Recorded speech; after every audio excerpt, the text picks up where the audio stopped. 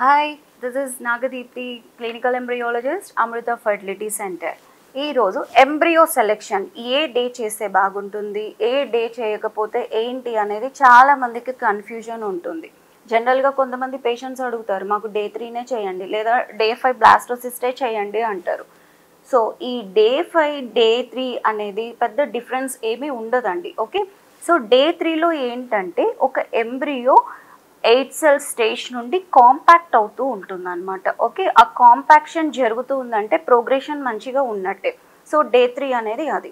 So day 5లో ఏమవుతుంది అంటే expansion అనేది ఉంటుంది. ఎంబ్రియో అంటే డే 3 నుండి డే 4 మోరిలే స్టేజ్కి వెళ్ళేసి అందులో నుండి డే 5కి అంటే పూర్తిగా ఎక్స్పాన్షన్ జరిగినప్పుడు ఆ ఇన్నర్ సెల్ మాస్ అనేది లేకపోతే ట్రోఫెక్టోడమ్ సెల్స్ అనేది క్లియర్గా ఉంటాయి.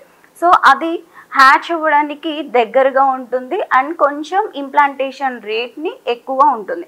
కాకపోతే డే 3కి డే 5 రిజల్ట్స్కి పెద్ద తేడా అయితే ఉండదు.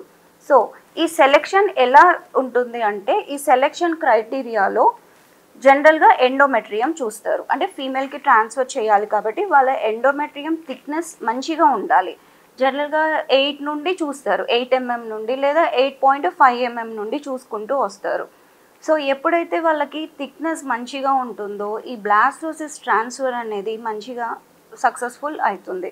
అలాగే సపోజ్ మీకు 3 ఎంబ్రియోస్ ఉన్నాయనుకోండి, ఈ 3 ఎంబ్రియోస్లో బెస్ట్ క్వాలిటీ 1 ఎంబ్రియోనా లేకపోతే 2 ఎంబ్రియోస్ పెట్టాలా అనేది క్లినిషియన్ అండ్ ఎంబ్రియాలజిస్ట్ డిసైడ్ చేస్తారు. అది ఏంటి అంటే ఒక ఎంబ్రియో తీసుకుంటే ఆ బ్లాస్టోమియోస్ అన్నీ చాలా బ్యూటిఫుల్గా ఉండాలి. అంటే ఈక్వల్ బ్లాస్టోమియోస్ ఉన్నప్పుడు అది గ్రేడ్ ఏ క్వాలిటీగా చేస్తారు.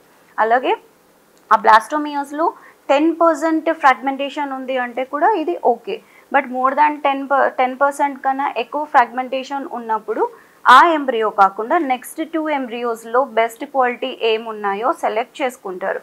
సో క్వాలిటీ ఆఫ్ ఎంబ్రియో కూడా చాలా ఇంపార్టెంట్. Okay, thank you.